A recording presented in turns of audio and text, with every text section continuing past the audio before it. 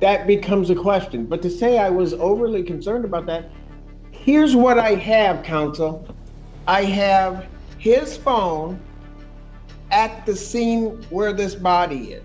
And I'm just going to give an admonishment. I'm not making any accusations or anything. There are a number of people in the courtroom.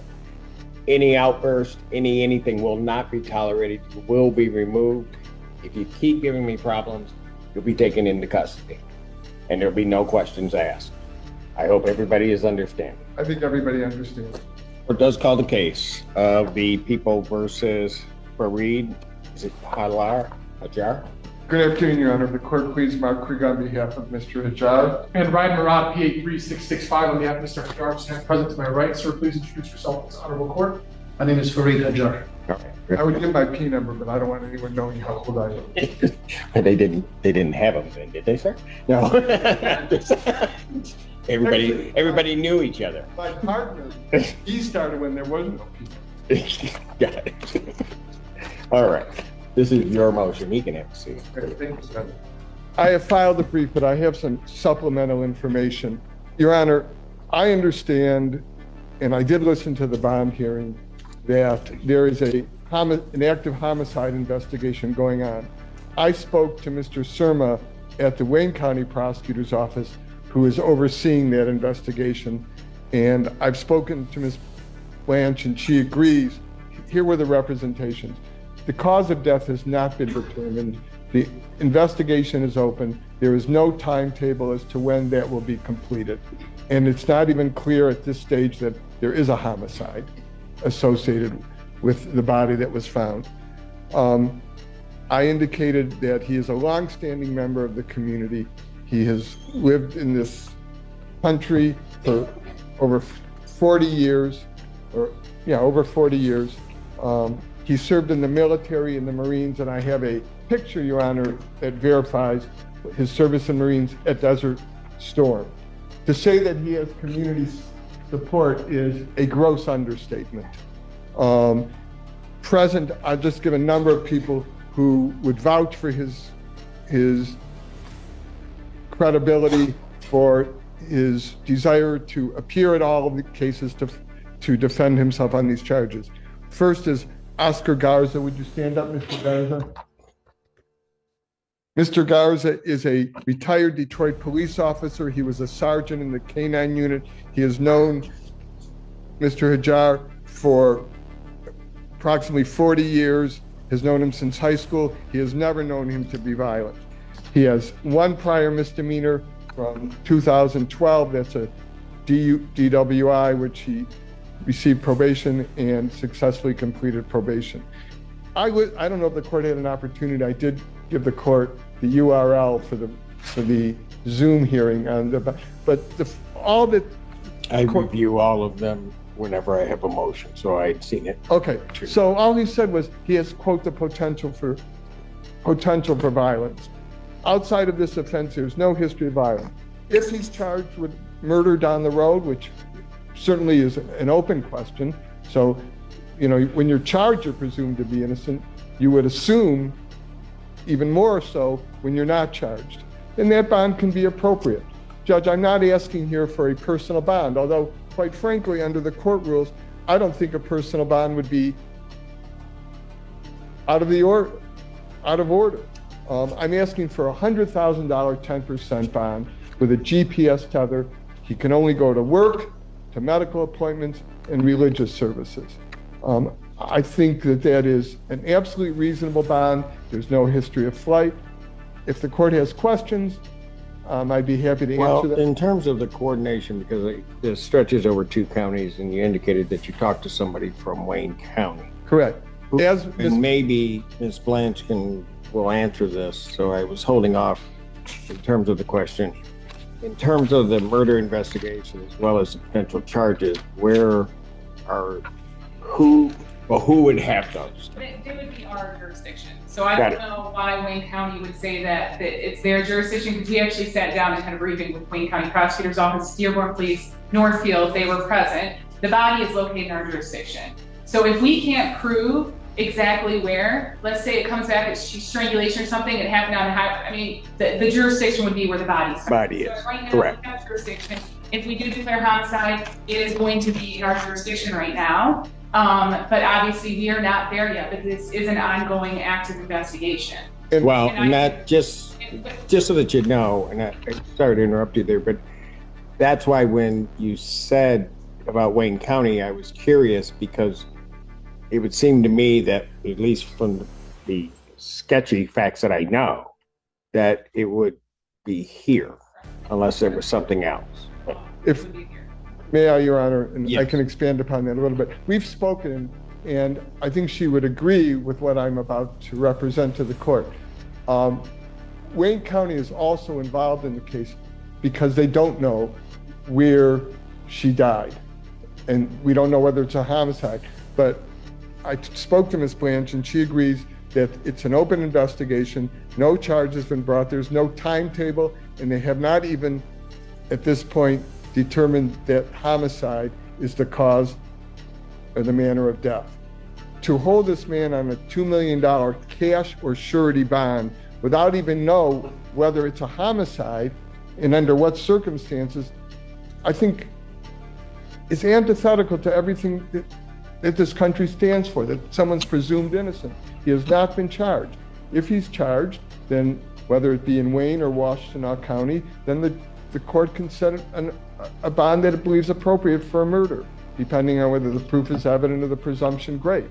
But the $2 million cash bond on offenses that theoretically the guidelines are 0 to 17 at best, and like I said, at worst 19 to 38 seems to me to be a violation of the 8th Amendment and the Michigan Constitution. If the court has questions, I'd be more than happy to answer, but I don't think I've made any representations today that Ms. Blanche would disagree with in terms of the homicide investigation. Well, besides, I didn't want to get into the autopsy or what has been conducted so far because it isn't relevant to the charges yet. Correct. But the fact that he's making these representations in court, the medical examiners are medical examiner in our jurisdiction, and she did say that the circumstances are consistent with homicidal violence. That is, last time I talked to her, she's still waiting for the toxicology. It's pending. We won't know cause and manner until after that is done, and she wants to, hold off on drafting the autopsy protocol. But that is all we have right now in terms of whether or not this is a homicide. Obviously, it's still being investigated, but I'd like to speak just now based on the charges when I can on why I would. Now the stakes just skyrocketed. Notice the prosecutor isn't claiming a homicide has officially been ruled yet, but mentioning that the injuries are consistent with homicidal violence changes the entire tone of the hearing. Legally, that's not proof of guilt, but it can absolutely affect how a judge views public safety and the risk of releasing the defendant. Like the bond to continue as it is. And if, Your Honor, homicide charges are brought, I will make sure he surrenders himself. Yeah, but counsel, if I were to have that preliminary finding, and I realize it's not a finding, but that this is consistent with homicide, then I have what was, at least from the documents filed by the parties, that there is some connection there. Why wouldn't I take that into account? I mean, what would be inappropriate, I guess, with the court taking that into account? What I think would be inappropriate is that he hasn't been charged and he's presumed to be innocent. But let's assume that you can take it in. I think a $2 million cash or surety bond is still excessive. I mean, I'm not, like I said, I'm not asking for a personal bond. I'm not asking him. Yeah, but counsel, what I'm getting at is you're indicating to me that there's no determination that it's a homicide. I was not aware that there was a preliminary finding. Right. I understand. I'm not saying that you're trying to misrepresent anything to the court. That by no means am I saying that. What I'm indicating, though, is that you want me to take into account sort of the absence of something where there's something going on and I now have something else, but you don't want me to take that into account. And I don't know that courts operate that way. Okay. So let's take that into account. then I think a $500,000 10% bond would be reasonable. But a $2 million cash or surety bond, it's no bond at all. And even on a homicide, bond may be denied. There's a recent Supreme Court case, bond may be denied where the proof is evident of the presumption great, but does not necessarily have to be denied. You can get a bond on a murder case where the proof is evident and the presumption great. It's permissive as to whether you remand somebody.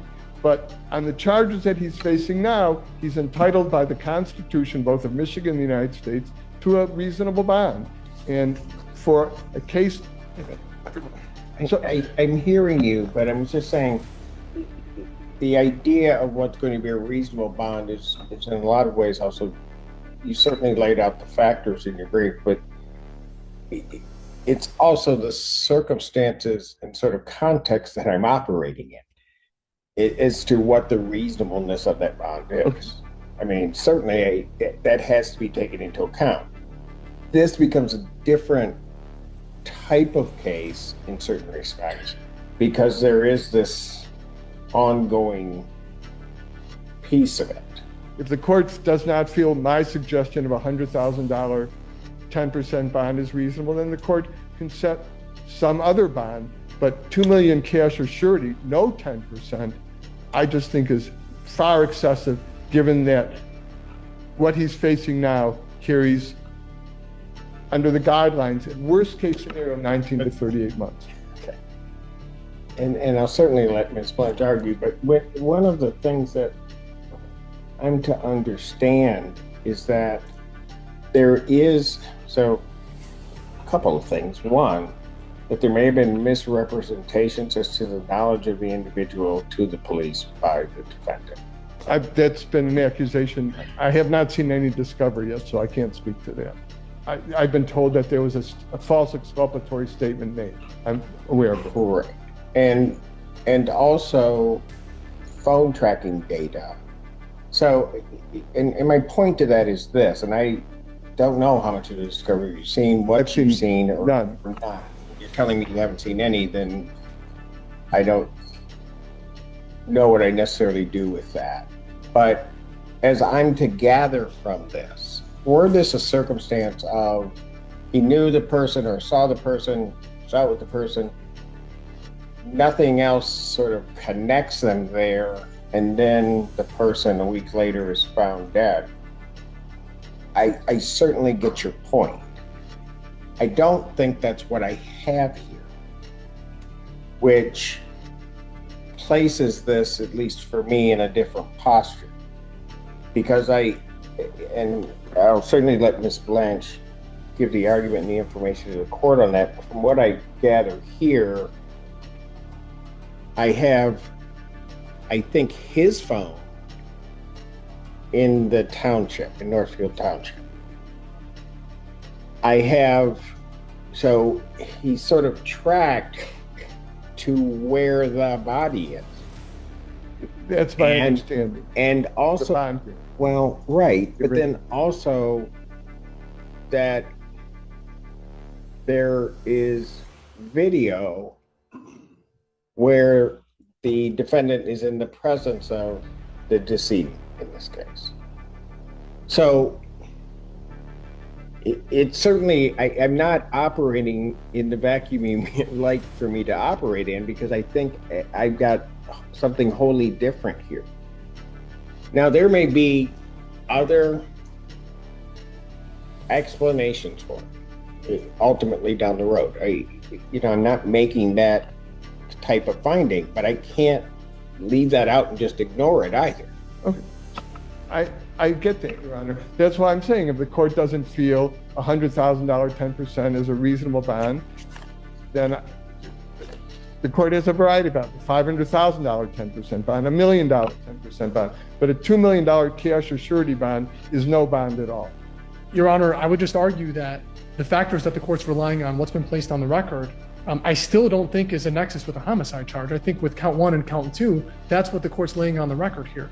is that if someone was allegedly found in a certain area, but there's been nothing placed on the record that tells us there's a certain dispute or certain violent tendency, certain behavior that my client is responsible for this. That has not been laid on the record.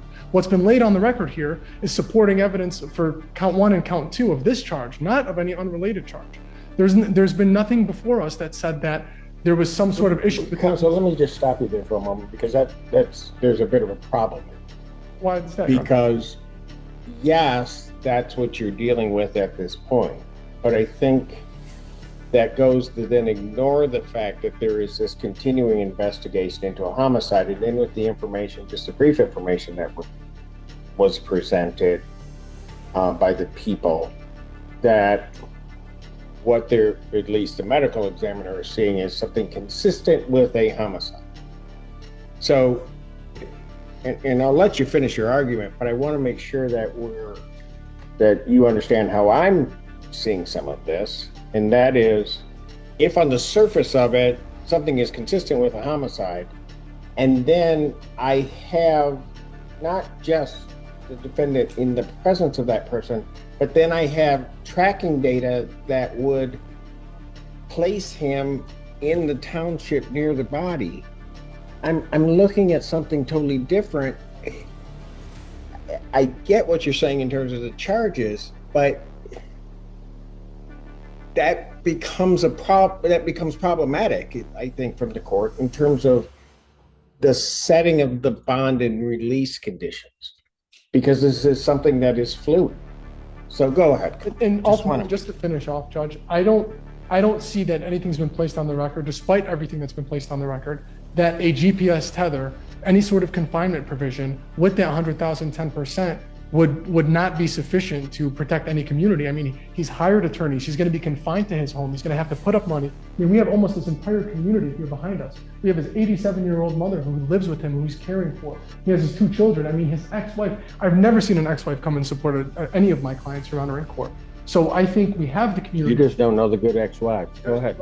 My ex-wife came to my I don't know. my ex-wife came to my second wedding. And just to finish this off, Judge, Yes. I'm not sure how many times the court hears this, but I've met with Mr. Hajar. I've met with his lovely family.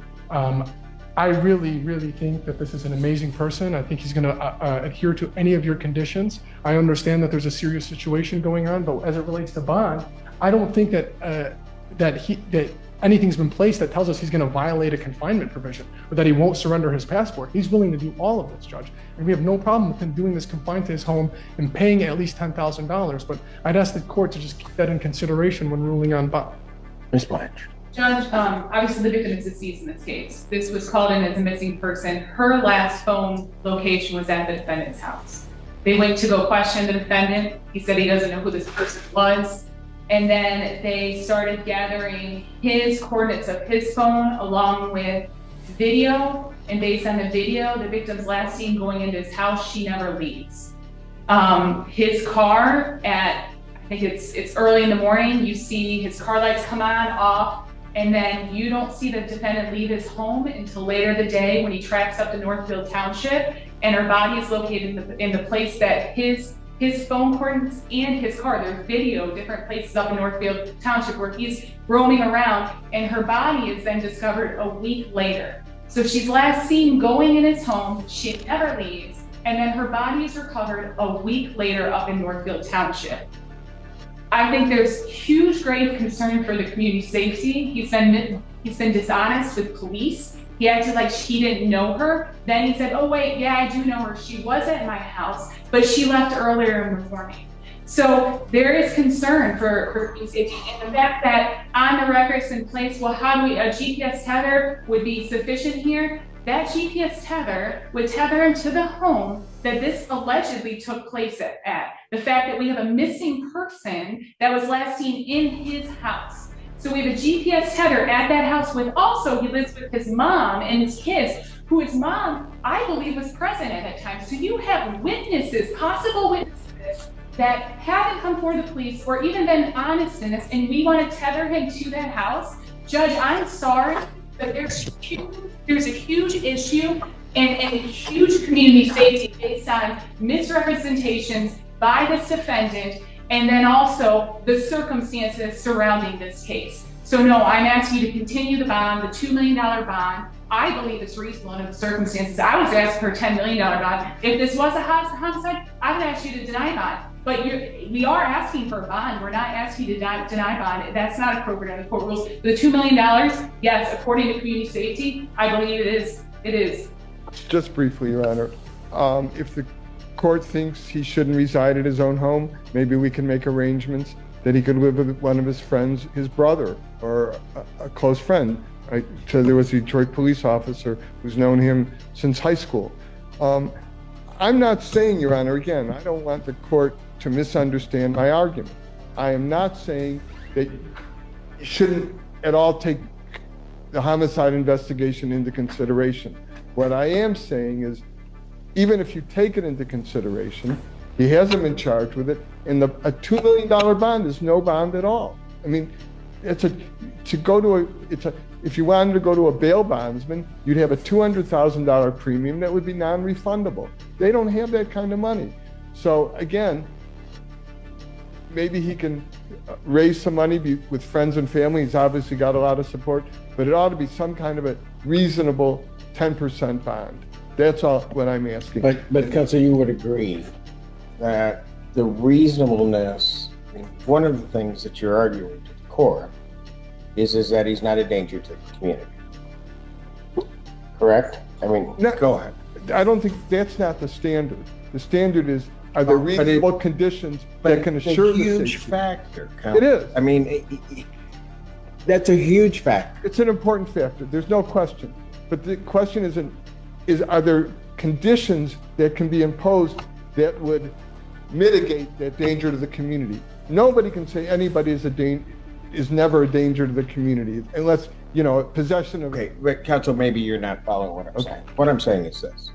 If on the one hand, and I just hypothetically place an extreme out there of, I guess the extreme would be, in my mind, what the prosecutors laid out in terms of the woman goes into the house, she never comes out, he is seen leaving, we have his phone then in Northfield Township, we have her phone at his house, so we know that they're at some point together. That's one extreme. If on the other extreme, I just have, she was at his house, but at some point she left, her phone is someplace else or goes someplace else, and then something may have intervened that happened differently, you'd want me to take that into consideration in terms of setting bond, because that would cut against him being a danger. I don't want the court to think that I don't think that danger to the community is not a relevant factor.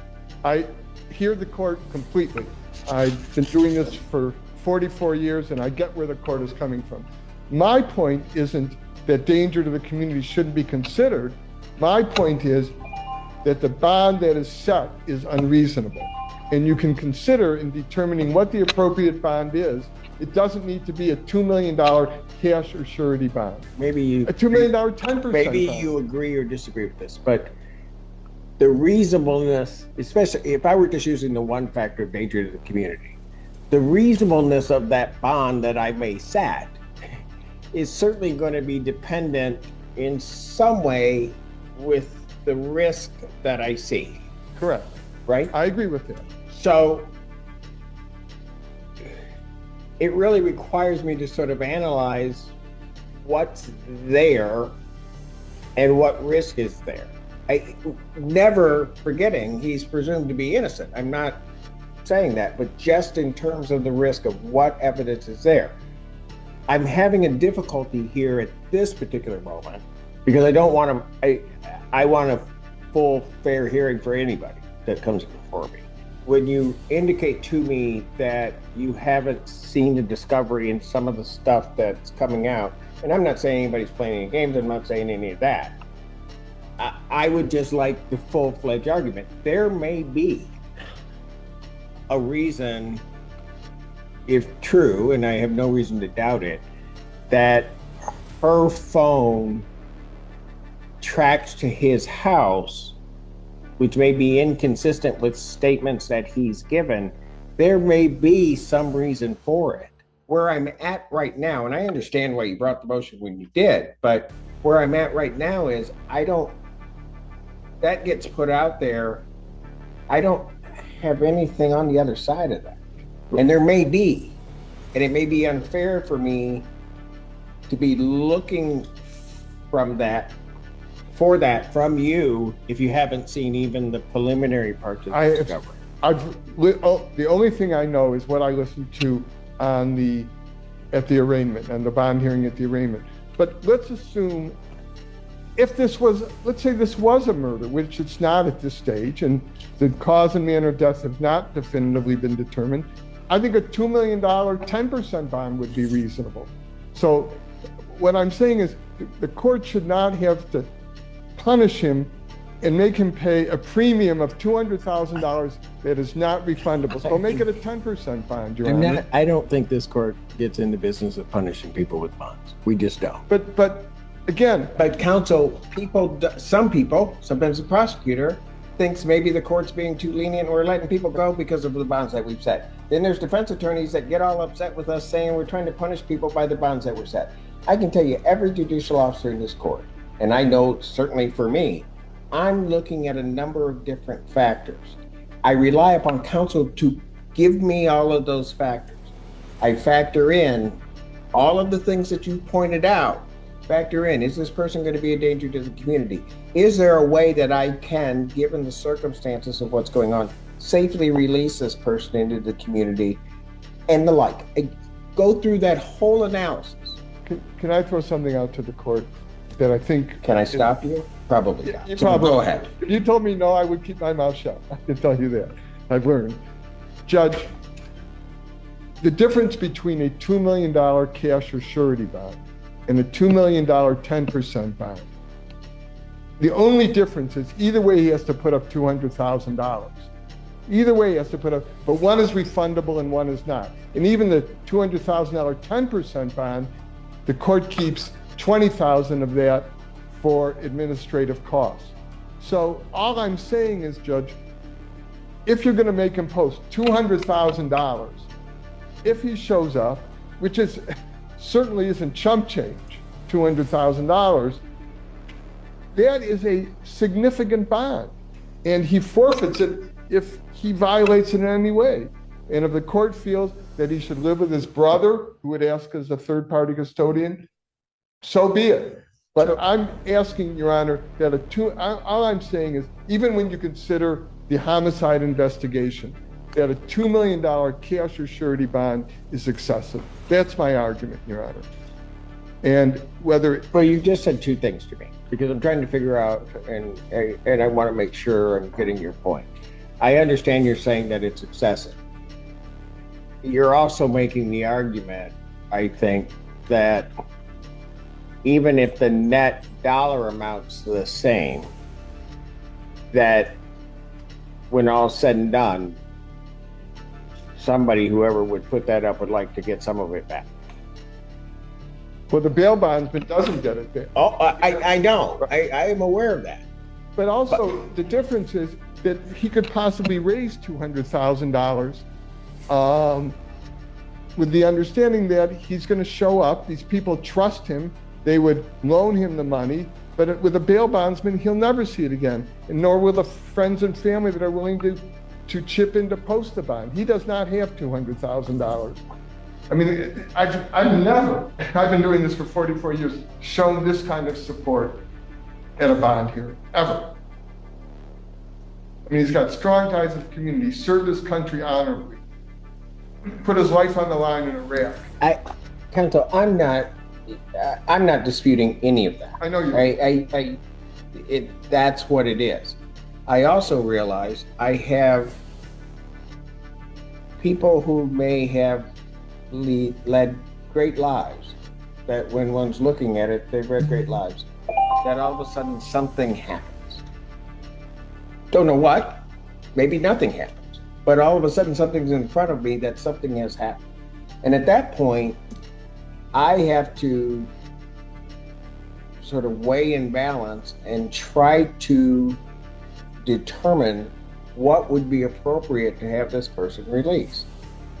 Understood. If I have someone who on one hand met somebody that night and then somehow or another through what nothing that really connects them ends up deceased someplace in the field or wherever, that's one thing. If I have someone who, and I'm not saying this is his case, lured somebody into a house and then all of a sudden kills them and then it takes them out and then dumps them into a field, those things on the surface can look the same. But it's a very different risk analysis in terms of what bond I set to then let somebody into the community. I understand. Again, I'm not asking for some. No, I know, counsel, and my. But I think his 57 years should count for something, just as a homicide investigation should. It does. His service to this country, it counts. The support, everything counts. It's a balancing for me. I appreciate the support that's come. I appreciate all the letters, everything that I've seen. All of those are things for this court to weigh. But there's something going on the other side of the scale, too. That final statement may be the biggest clue yet about where this ruling is headed. The judge isn't dismissing the defendant's military service, family support, or clean history, but he's making it clear those factors must be weighed against the seriousness of the evidence already on the record. The question now is simple: which side of the scale will carry more weight when the final bond decision is announced? I can't just take that and say, okay, well, this is it. There's something on the other side of the scale, which the people have pointed out. And the problem, counsel, and this is where I want fairness, is that those things that the people are putting forth, I don't have a counter. I'm not hearing a counter from you. I'm not looking for you to give me your whole case. No, I'm not looking for you to do all of that. All I'm saying is what the people have laid out, quite frankly, is some pretty damning things if those allegations are there. And I'm not hearing an answer. I'm not saying that I won't have an answer, but I'm not hearing an answer. And I think the reason I'm not hearing an answer, or even some suggestion of an answer, is because the discovery hasn't been seen. My answer wasn't going to be on the merits of the facts of the case. My answer was going to be, the court said, yes, his life does count for something. And Absolutely. so if that counts for something, and the homicide investigation also counts for something, which clearly this court believes, and I'm not going to challenge that at this stage, so they both count for something. So they both count for something. There's somewhere in between a $2 million cash or surety bond and a personal bond. Well, Because, but that's funny, counsel, because what I would really be arguing in between is what their original request was, which was a $10 million and a personal. So I'm not here to just pick a number. I really, that's not what it is for me. I understand This that. is not, setting bond is not a science, it's an art. But So it's tough to do. I'm not trying to beat a dead horse, Your Honor. All I'm asking is that the $2 million bond, he simply cannot make. So if the court made it 10%, there'd be if he can raise that, then he'd have to raise $200,000, which is certainly, as I said, not chump change. It's a significant bond. And I think given that he has not been charged with a homicide, but considering that that's something that is in your calculus, that's a fair and reasonable bond. That's my argument, Judge. And given his long life history that anyone would be proud of up until these charges, that is worth something. And what it's worth, in my estimation, is a reduction of the current bond. Counsel, let me ask you. Okay. I have her phone tracked to his house. Correct. I have his phone tracked to the location of her body. What would you have me do with that?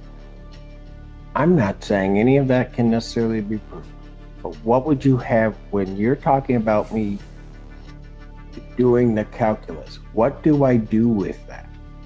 You consider that down the road, perhaps there could be homicide charges of some sort, whether it be murder or manslaughter, and that be taken into consideration and is a factor.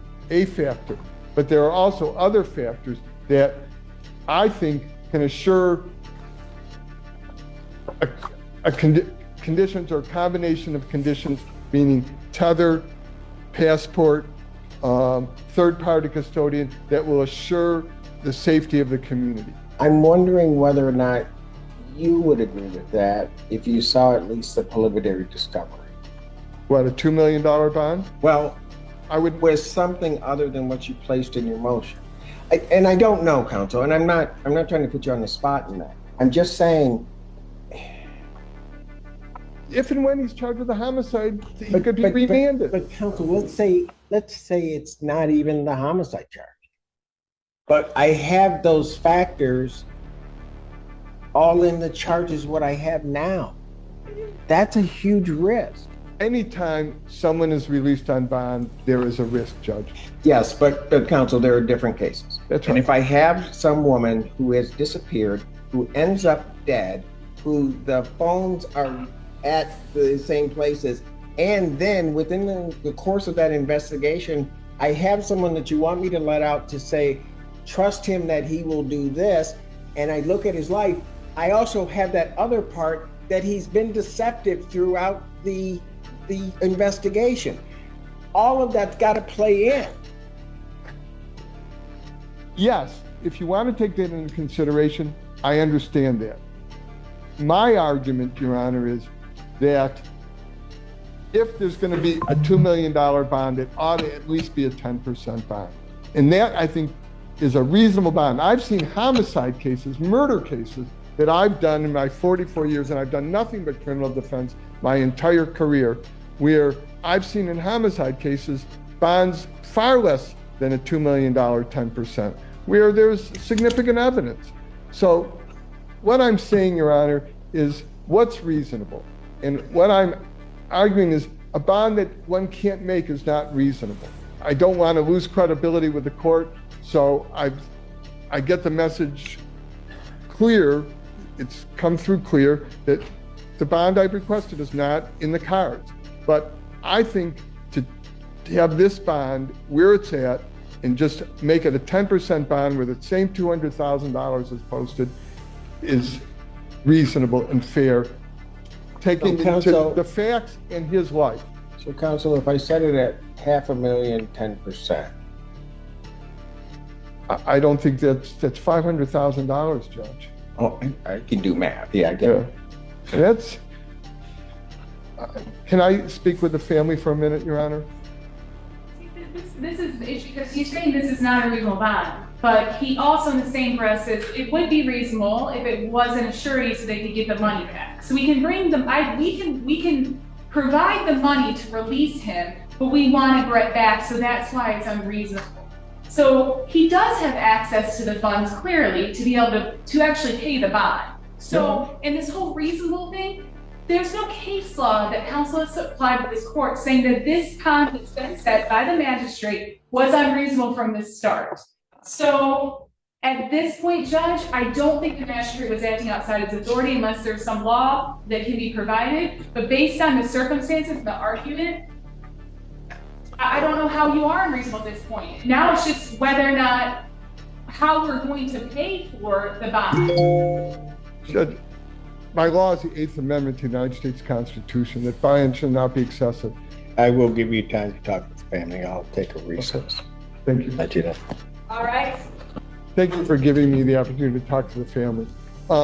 There's 2 points that I thought of that well, the first is Ms. Blanchard was kind enough to forward Ms. Blanche, you mean? But did I say Ms. Blanche? I'm sorry. Yeah, you made her like the ex-governor. The ex-governor. I don't know. Go ahead. Anyway, she was kind enough to forward me the email that she got from the medical examiner. Okay. And what it says, yes, it does say a skeletal trauma, and it says A skeletal trauma analysis will be performed this month. Toxicology is pending. The circumstances are consistent with homicidal violence, but the body may not give a definitive cause. So it would seem to me, Your Honor, that if there was blunt force trauma, that would have been seen immediately to the skull. And I don't know what she means by the circumstances, but Counsel, I think we need your client. Oh, I'm sorry. No, you just broke into argument. I'm Okay. thinking he probably should be here for this. Should I go get him? No, you can go get him, but they'll probably keep you. No, you can't get him. Go ahead, counsel. Okay. Again, Ms. Blanche was kind enough to forward me the email she received from the medical examiner, and it says the body may not give a definitive cause. And it says toxicology is pending. I mean, this could have been an overdose. We just don't know. But what to me is important is that the skull she was able to examine, and there's no statement in here that it was the result of any kind of blunt force trauma. The second thing I wanted to make a point of, which I think is really, I thought about this after the court granted us a recess for me to talk to the family. I think on one level, having to borrow money from friends and family is more a guarantee of an appearance than if you paid a bail bondsman, because this is his family, and he'd be letting down his friends and family that are willing to post the bond because they have faith in him. I don't know that I really fully understood, or at least I thought I did, but did the court ask about a $500,000 10% or $5 million? Well, you were making the argument about getting money back and the like, and sort of balancing that against the something to guarantee his presence. And at least in my mind, that's what I was looking that was at. certainly And so that's what I put that out there as you were arguing about the payment of the $200,000. Anyway, if the court was inclined to raise the bond to something higher than $200,000 with a 10% provision, that would certainly be less onerous than a $200,000 cash bond. The bond I suggested, which the court obviously doesn't agree with, I thought was reasonable, but even it's going to be difficult. They don't know whether they can post a $500,000 10% bond. They would certainly try, but I think they could post a $2 million 10% bond. So with that being said, That they could post a $2 million if it were 10%. Yeah, it would take some. Pardon? If it were 10%, Yes. it could be posted. Yes, the family they think they could gather enough money from friends and family to post that kind of a bond. And like I said, I think it is more of an assurance if he's indebted to his friends and family than to a bail bondsman who he has no connection with. And I given, that they may never be able to tell the cause of death, and certainly I understand where the court's coming from, that this could be a homicide. And if it is, then obviously the bond may change. But it's not there yet. And, in this country, we are presumed to be innocent. So I think the $200,000 Counsel, believe me, I know you do. that is not, You just are worried about it the is danger. not lost on the court. I know. That whole concept is not lost on the court. But what also is not lost on the court is the other pieces that are there that aren't necessarily being argued. I understand it hasn't been charged. I also understand that people can't charge a case until they have enough there to charge. But there are... But I've conceded, it's the Judge. fluid nature of the information that is causing the court some consternation, because this isn't, I have an event, we pretty much know everything about that event, and we're done. What I have here is we have an event of some type. We're not even sure what that event necessarily was, but we see some of the manifestations of it. And then there are pieces filling in, like the phones, Right. and those kinds of things that I get it. And Judge, I want you to understand this. When I made this bond suggestion, if it had been in a vacuum and there was no evidence that this could be a homicide, I would have not asked for a $100,000 10% bond. I would have asked for a lower bond. So it wasn't like it was lost on me. No, I know. You know, that's why I didn't ask for a personal bond, because I do understand how the court might want to consider that there's an open homicide investigation. But again, my point is not that it's irrelevant, because I don't think it's irrelevant, and I don't think I've ever suggested that it's irrelevant. But what I do think is that it's relevant, but so is the life that he has lived that anybody would be proud of up until this point. And so again, if it's a $2 million 10% bond, the family thinks they could raise that. If the court thinks that a higher bond of a 10% is necessary, obviously we have to defer to the court. Ms. Blanche, anything else? I feel like I'd just be belaboring all the points I made before, but I am, like I said, concerned with community safety based on the fact she was last seen with him, she's found dead, and he's tracking up to Northfield. That's a huge concern. And even if it came back that she overdosed, he didn't even call. If that was, let's say that was the benefit of the doubt for best case scenario. He didn't call for medical. He did nothing. He dumped her body on the side of a road up in Northfield Township in our jurisdiction. So even if that was the case, nothing was done to help this person that was in his supervision at that time that he was with her. So even if that was the benefit of the doubt and that was the argument, that's what comes out, that's still, I mean, the fact that you're lying, making misrepresentations to the police, lying to the police, and then this woman's found dead in our community. Honestly, Judge, a $2 million bond is not unreasonable under the circumstances.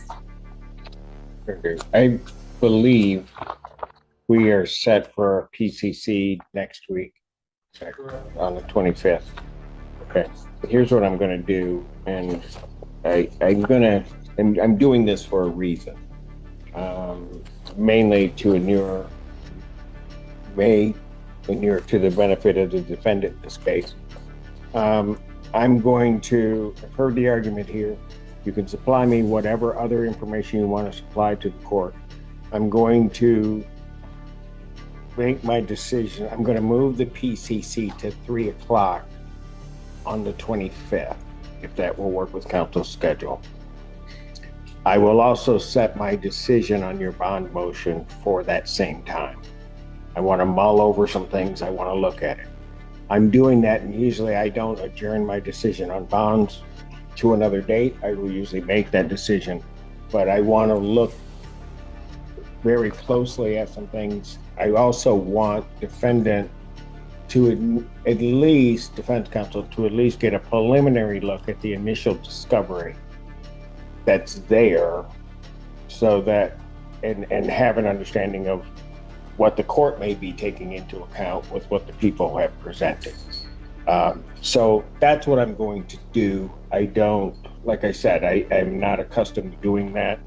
And if I felt that absolutely the magistrate's decision on bond was an absolute abuse of discretion, I wouldn't hesitate to rule immediately. But I can't say that in my mind at this particular point in time with what I see. But I want to give you a chance to counter some of what the prosecution has put forth. I don't think that can be countered without seeing that discovered. What I would ask maybe is if the court would consider lowering the bond to something that you suggested earlier, and then if I can supplement it, I will do that. But I'd like to give him the opportunity, at least at this stage, to try to raise some kind of a bond. So if the court would be willing to entertain that possibility, looking at it in the light most favorable to the prosecutor, set some kind of other bond that is currently set, and then if I can convince the court that I don't think you, counsel, I get what you're saying. I don't think you want me taking what I know now, looking at it with benefit to the prosecution. I really don't think you, I understand why you're saying that to me, but I don't think you want me to do that, because if I do that, I'm done. And I don't think I should be, because I want to make sure that everything that you have is given to me, and then let me make my ruling. People can like it, dislike it, but the one thing that you'll be able to say is that I looked at everything, gave everybody the opportunity to put forth everything before me, before I made my decision. And that's why I'm doing it this way. Okay, All right. thank you. So the 25th Let me just, at 3:00. And folks in the courtroom, thank you very much for the manner in which you conducted yourselves. The court does very much appreciate that, that everybody behaved. All right, thank you. That's called the case of the People versus Farhid Jahar. All right, this is the date time set for the decision on bond motion. Was there any additional information or argument, counsel? yes, there is some additional information. If the court recalls, at the last hearing, I said, we don't know what the cause of death is. It could be, yes, it could be homicide, but it could be a drug overdose. If the court recalls. I recall. Two things that I would like to update the court on. First, I was puzzled by the medical examiner's statement that Ms. Blanche was kind enough to forward to me, where she said it's consistent with homicide, but the manner and cause of death may never be known. Those two statements, to me, can be reconciled. So I actually called the medical examiner and spoke with her. And she said to me, I'm not going to talk to you about this because I don't have anything final. And I said, well, I saw the email that you sent to Ms. Blanche. And she says, well, that was a private email. Judge, I don't think it's the business of a medical examiner to be sending private emails not to be shared with defense counsel. But Ms. Blanche understood ethically that she was required to do it, and I commend her for that. So I don't have any more information, but she certainly couldn't explain how those two statements can be reconciled. But more importantly, Your Honor, I got the discovery. And the discovery, I'd like to read to you a portion of it. It's not very long. What was not in dispute in this case, or I don't think is in dispute in this case, is that Mr. Haraj had two escorts at his house that on the evening of the 22nd, going into the early morning hours of the 23rd. And one of the escorts was a woman named Tatiana Perez, who lives in New Jersey. And the police department went to New Jersey to interview her. And I'd like to read to you what it says. Perez said they returned to Habibi's residence in Dearborn after dinner. Perez said there was another girl, Susan, and that's the deceased in this case, Susan. Perez said there was another girl, Susan, she knows, staying at the same hotel in Novi, and asked if Habibi wanted her to call Susan over. Habibi agreed to this and arranged an Uber to pick Susan up and to bring her to his house. Perez said when Susan arrived, the three began drinking and hanging out by Habibi's pool. Perez said they went into another room in the house, and that is when they started using cocaine. Perez said she does not use drugs and decided to leave. So what we do know, at least from the other witness that was present, is that Suzanne, the deceased, was doing cocaine, according to this. Could have overdosed, could have had a heart attack, so on. Counsel, And I don't know if you want to make that argument, because depending on who supplied the cocaine, but certainly it being at the location, if it's that drug overdose that then results in a death, you got a whole other problem. I recognize that. But the evidence in this case, the discovery, there is no evidence, and I mean, burden of proof is on the people or the prosecutor. There is no evidence that those drugs were supplied by Mr. Hajjar. Nothing. There was a white powder found in a backpack belonging to, who I think belonged to Suzanne, although that's not quite clear. Although the white powder did not test positive for cocaine. So I don't want to mislead the court. But the point that I'm trying to make, the burden of proof is on the government at every stage of the proceeding, although the burden of proof is lower at a. But counsel, I don't leave behind my just common sense. I mean, I'm not sure or wise in everything in the world. Maybe somebody could tell me because I don't deal with escorts. So, I mean, I don't know if they bring their own cocaine. I would assume that that's not what happens.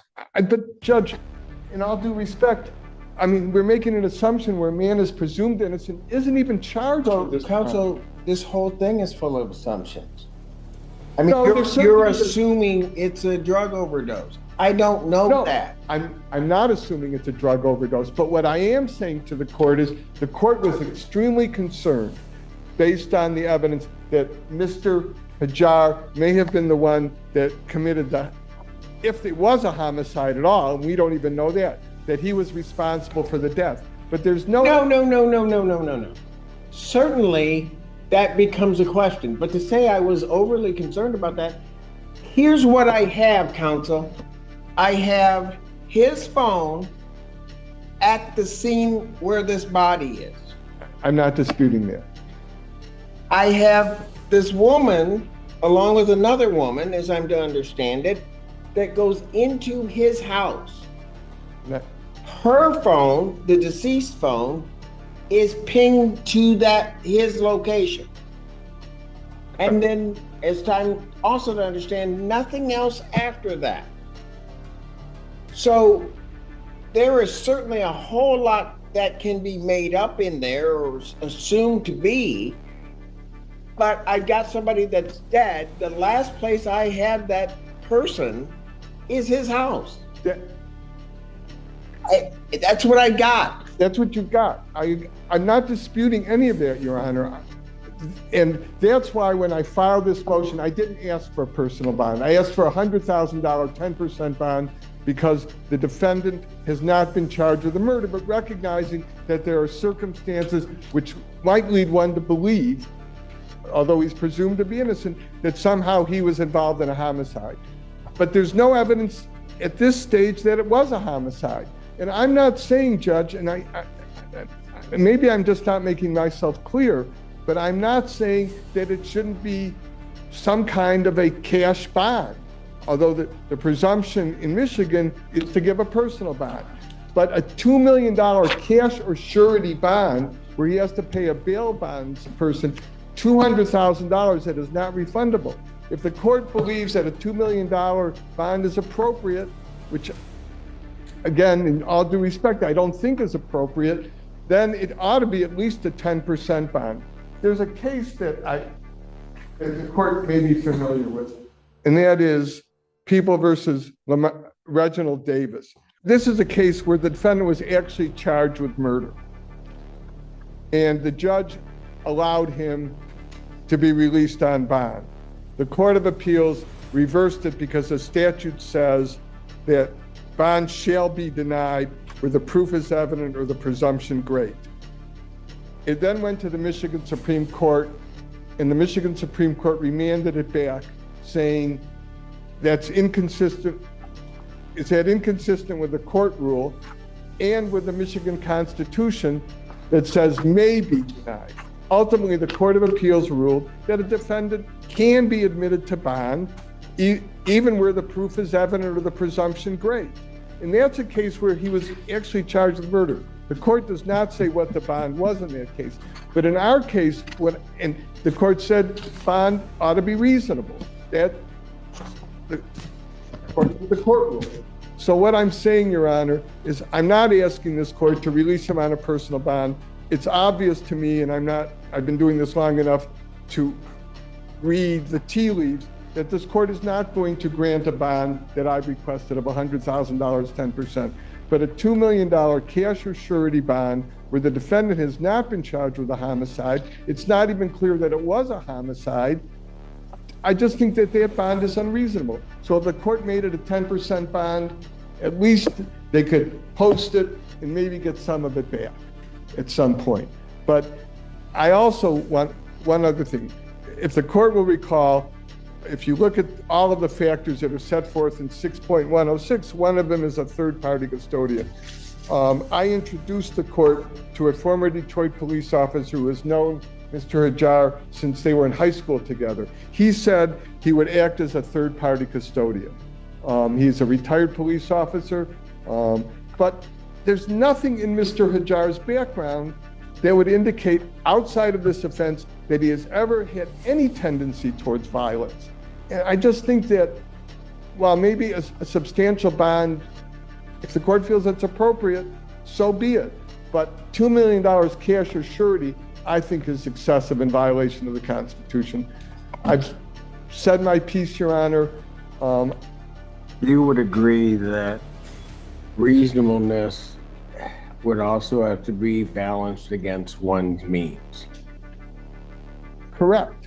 And if he had $200,000, he'd be out by now, Judge.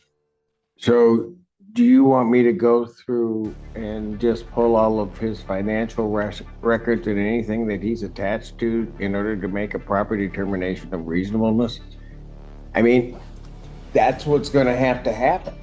I mean, if I take your argument, that's what has to happen. If the court was prepared, if the court wants his financial information, I'll supply it. But again, if we talked about this, Your Honor, that I said that really whether he pays a bail bondsman $200,000. Counsel, let's be real about this. Okay. Because I think if I take the financial things, my understanding is he's tied to 11 different businesses. He works for, that's his main business. Whoa. But that he has interest in 12 other companies or 11 other companies. I don't think that's accurate, Judge. He has his own, he has a business on the side where he does IT work. There's one other business, and at this time it's not even showing a profit. And if the court wants to put him under oath, subject to the penalties of perjury, so be it. I don't need to do that to set a bond, counsel. You're really making this a whole lot more complicated, I think, than it need be. But I mean, I'm willing to go there if that's what you want me to do. Well, what I would, what I would really like, Your Honor, is if you could make it a 10% bond. I know. That's what you would like. That's what I would like. And the people object. That's right. That is where I'm trying to balance where I land on that. Correct. And I can only get there by what I see in the case, what risk he would pose to leave, or what risk he would pose to the community. But he would be on a GPS tether. And if the court requires him not to live in his house and to live with Mr. Garza, he's prepared to do that. I've spoken to Mr. Garza, and he said he would put him up. But again, I just keep repeating myself, Your Honor, but the point that I'm trying to make is there is no evidence at this stage that there was a homicide, that the cause and manner of death. So what you're looking at is a guideline range of either 0 to 17 or 10 to 24 at tops at this stage. If he's charged with murder down the road, then of course the court would have the option, if the proof is evident or the presumption great, to deny bond and remand him. But at this stage, for these charges, even given what you characterize as suspicious circumstances, I think a $2 million... Quit, counsel. You need to stop with what I'm characterizing. With I am just laying out what I know. That's all I'm doing. I'm not giving weight to anything at all. I'm just laying out what I know. Right, but I think the court is concerned about the safety of the community because of the circumstances. Anytime there's a dead body and somebody's around a dead body, yeah, darn it, I'm a little bit concerned. Right, and understandably so. And that's why I don't expect the court to release him on some nominal bond. But $2 million, 10% is not a nominal bond. That's a substantial amount of money. And if the court wanted him to, in addition to that $200,000 10% bond, to post a house where he lives, we're prepared to do that. That gives some surety in addition. And he's only facing at this stage a charge that carries a maximum of 24 months under the guidelines. We live in a country where a person's presumed to be innocent. And there is no evidence in this record at this stage that this was a homicide, other than a statement that seems to be contradictory, consistent with a homicide, but I don't know whether we can ever determine the cause and manner of death. Judge, I've been beating a dead horse, which I said the other day, but again, if the court does not feel that something less than a $200,000 10% bond is appropriate, so be it. But I think that's a reasonable, fair bond under the Constitution. People. Yeah, just briefly, I just want to make the record correct on the fact that the medical examiner didn't email me. I actually received the email through my officer, so she wasn't emailing me and saying, don't share this with the defense. That wasn't what happened. She shared it with my sergeant, and he sent it to me. So I just want to make the record correct on that. And he's right, this is not a homicide. That's why I'm not asking the court to deny the bond. I'm asking to set a bond. We had asked for $10 million to begin with. And under reasonableness, he's saying they can actually post this bond. They just don't like the fact they're not going to be able to get the money back. Which, if you're making that statement, then how are you saying it's unreasonable when you actually can pay for it? You just don't like the fact that you're not going to get the money back. I was quiet during your argument, sir. Can I please finish? Sure. Judge, when it comes to cocaine, he's relying on, he's telling the court that an independent witness had suggested that the victim had ingested cocaine that night. I don't want to try this case right now on the record. However, the defendant said there was no cocaine at the area. He doesn't partake in those drugs, and there was none there that night. So there's conflicting statements around whether or not cocaine was actually at the place. So to just blanket say that we have a witness saying that, well, the defendant said there was no cocaine there that night. And this backpack that he says belonged to the victim, she walked in with suitcases that night. The police asked the defendant for the suitcase she walked in with, and he doesn't know where they are. So I'm just concerned what's been kind of portrayed on the record. Hold on. I want to make sure I understand that. Who is saying that she walked in with suitcases? There's video showing her walking in with suitcases because she left the hotel, came to his house, and then the suitcases are gone. Judge, I don't believe the bond is unreasonable in these circumstances. I'm not asking you for the $2 million based on the fact that, this is a homicide right now. I'm asking based on the fact of defendant's misrepresentations to the police that night, the fact that we have a missing woman last seen going into his house, never coming out, and then his car going up to Northfield Township, and she's found dead in the place that his car was at.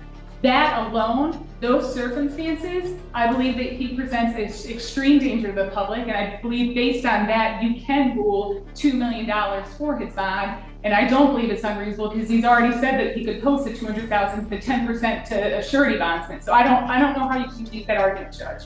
I can tell you exactly how I can make that argument, because a bail bondsman requires collateral for the rest of the money.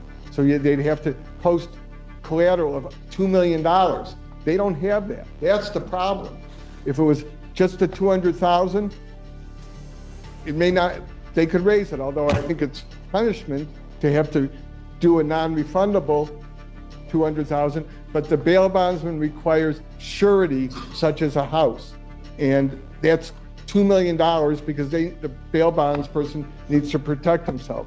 No one's ever argued that he was a risk of flight. And again, this is a man who's in his 50s and has never been in trouble other than a 12-year-old drunk driving. Counsel, what about the suitcases? What about his statement regarding the suitcases? You mean his statement about the cocaine? Okay. No, about the suitcases. I mean, so that's part of the problem. Part of the problem here is that there's going to be all of these things coming out that are going to cut one way and or another.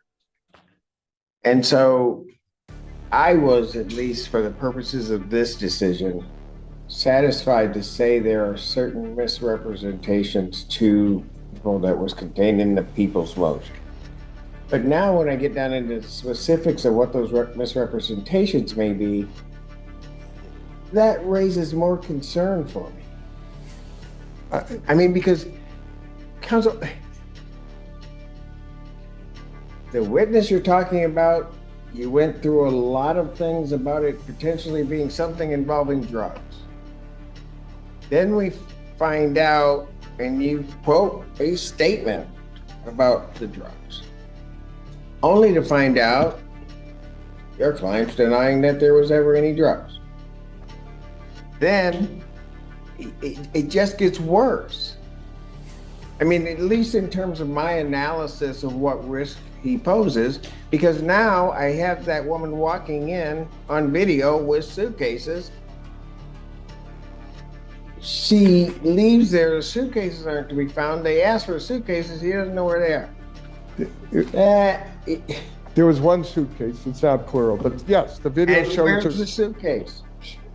Judge, I have not spoken to my... No, but see, counsel, that's what I'm getting at. You want me to make an assessment regarding your client, the risk he poses. The more this stuff comes up, and when I ask the hard question, nobody wants to give me the answer. I'll do my best, Your Honor. It's not unusual, at least in my experience, that people make false exculpatory statements. I get it, And but they don't hide evidence. I mean, that's the problem that I'm having now. Now, I come back today, and there's this other added thing now. And that I think I can take into account in terms of the bond. I'm not saying that you can't take that into account. It's never been my argument that you can't take those things into account. My argument is, Judge, Counsel, tell me what I now do with now an indication that there is potential evidence that is missing, and a statement, I think, is at least an indication from people that your client is misleading authorities as to the location of that evidence. What do I do with that? I'd have to go back and look at the discovery because I don't want to misrepresent what the discovery. I don't recall exactly what he was questioned about the suitcase, but I know it came up in the interview. I just don't have it in front of me. But let's assume that he misled, just for argument's sake, he misled the police about that. The bond in this case, if all of that is true, then still, I think a $2 million cash or surety bond is excessive and unreasonable. No. All I'm asking for, Your Honor. Counsel, it might need to be more. If I come to the assessment that not only is he misleading authorities because he has the right not to say anything. Correct. That's one thing. But now when the statements are being made and he's misleading authorities and that it may look like certain evidence is also being secreted away someplace, that changes the whole thing. How a suitcase would add or subtract from the strength of the case, I don't see it. But I don't have any answer. It depends on what you think happened. Again, Your Honor. And then it would also depend, and it may not add or subtract anything from the case. But then you have to ask the question, if I have an individual that then is not, though the defendants necessarily have to cooperate with authorities, but that is then not turning over evidence? There was a Counsel, that puts you into a whole other place. And you know that. They did a search warrant on the house. They executed a search warrant. No, but counsel, they know that something exists. They ask your client. They have proof that something existed when it went into that house. That's correct. They ask your client about it. Your client says that it's not there, whatever he's saying. You know that puts any argument that's being made from any court's perspective in terms of reasonableness of the bond, that puts it in a whole different light. Judge, I made my. That's what I'm saying. It's getting worse. But you have to factor into that. I also have somebody that it is also alleged as lying to authorities, who also is having evidence that they're not turning over to the police and or have secreted in some way and or destroyed. It doesn't go one way, counsel. I'm not saying it does go one way, but all I'm saying, Your Honor, is $200,000 is a substantial bond. He's not charged with murder at this point, and they haven't even shown that it's a homicide at this point. And it may be quite some time before that happens, and he sits in jail on a case that has, at worst, 10 to 24-month guideline. That's my argument, Judge, and I don't mean to keep repeating myself. Anything else in the people? No. Court's going to stay in recess. Everybody can remain seated.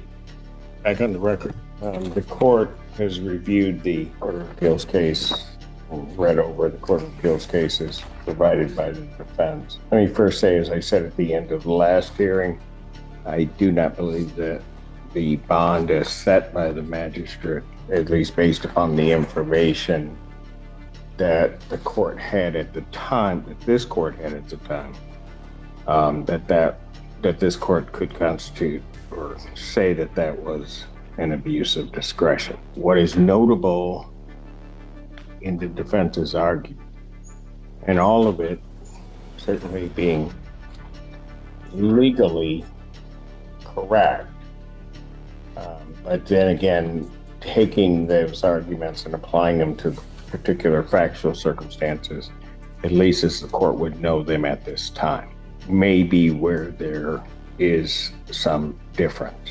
Notable is the defense's statement that the $200,000 that may be required to pay a bondsman, that could be accomplished, but that then there is that the real crux of the issue is that should everything go forth through trial, through everything, where there would then be a release of that surety, that the defendant does not get that back, or the monetary funds back. That is correct, but they're also not having to put up the entirety of the $2 million. But what's notable in that is that the $200,000 could be indeed posted. The more the facts are laid out before this court, the more the court has not just questioned, but certainly has concerns about safety to the public. I don't doubt that there are individuals at basically a full courtroom, the last hearing, that there would be individuals who would vouch and that the defendant could be released to.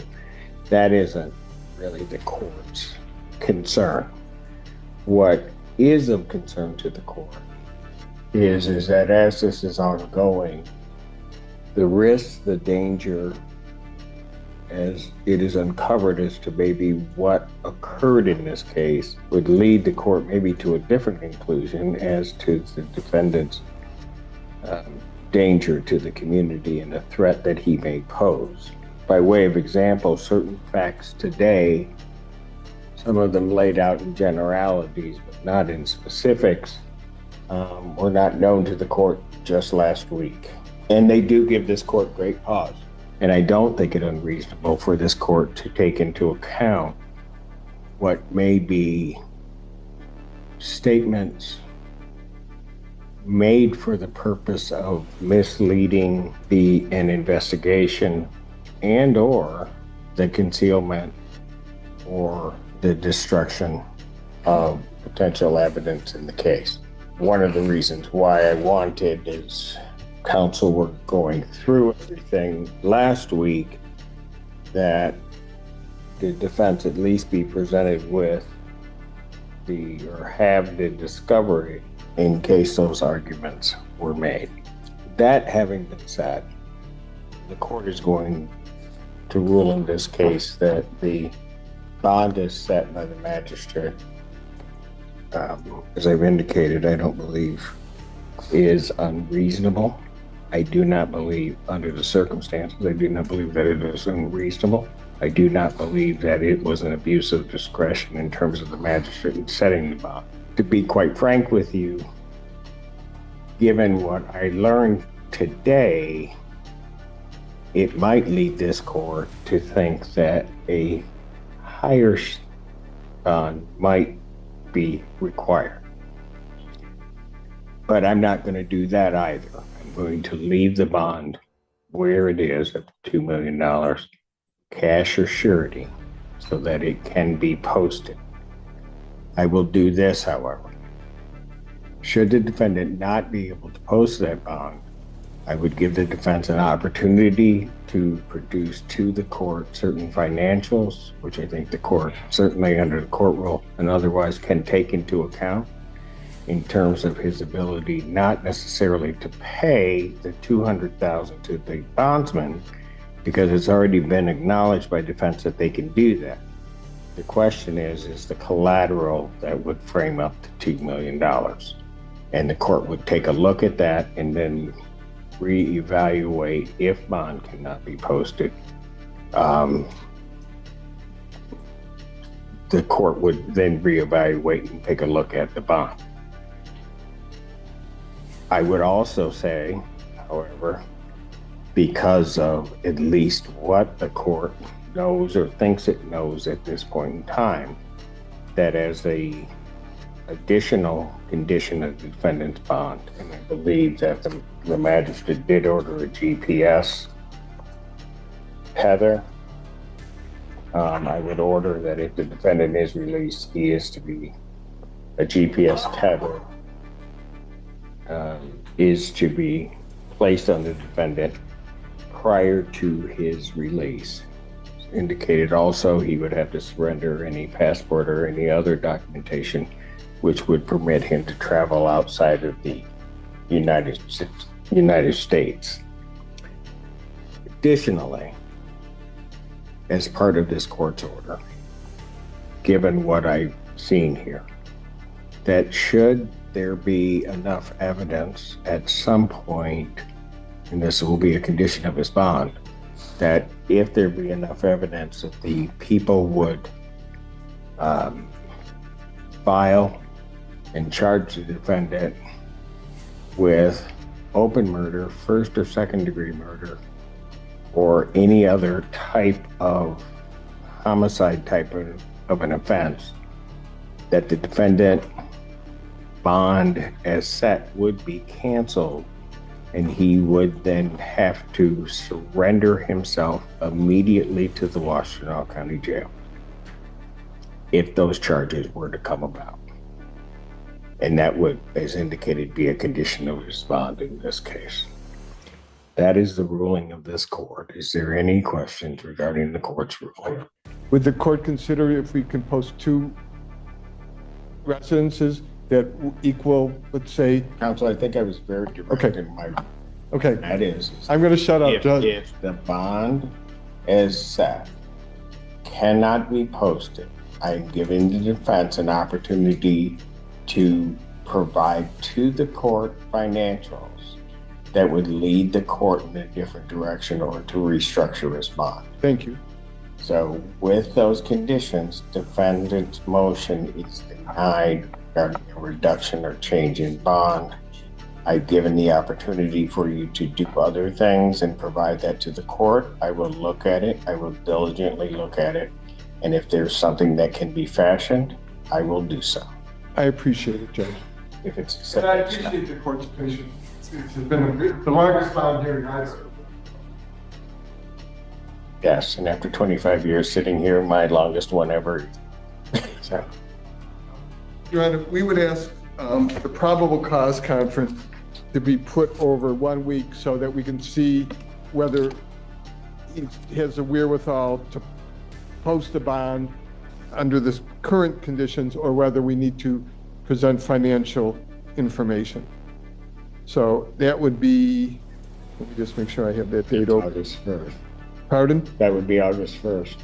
Record should reflect that at a brief bench conference in this case. Probable cause conference in this matter will be set August 1st, 2024, 9 a.m.